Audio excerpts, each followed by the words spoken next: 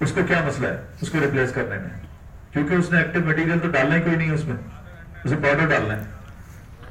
اس سے ہم لوگوں کو نقصان بھی پہنچا رہے ہیں اور فیک ڈرگ میکرز کو بھی سپورٹ کر رہے ہیں۔ ایک ڈرگ بنانے کی ایک منیمم قیمت ہے۔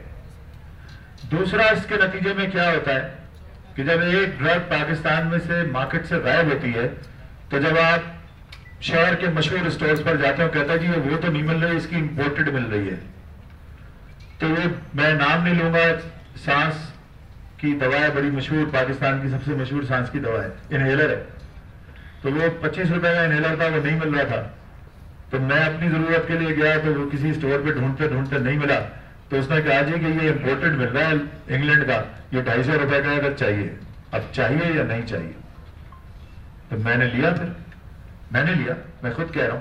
لیکن جب آپ اصل ڈرگ کو جو 25 روپے کی ہے اس کو 40 روپے کا کرتے ہیں کہ وہ اویلیبل ہے، تو آپ کہتے ہیں کہ جی 50% اضافہ ہو گیا۔ لیکن جب اس کی جگہ 250 روپے کی دوا امپورٹڈ آتی ہے یا جو جعلی دوا آتی ہے اس کے اوپر ہم خاموش ہو جاتے ہیں۔ میرا خیال ہے اس کے اوپر مل کے سوچنے کی بھی ضرورت ہے اور عمل کرنے کی بھی۔ بہت شکریہ۔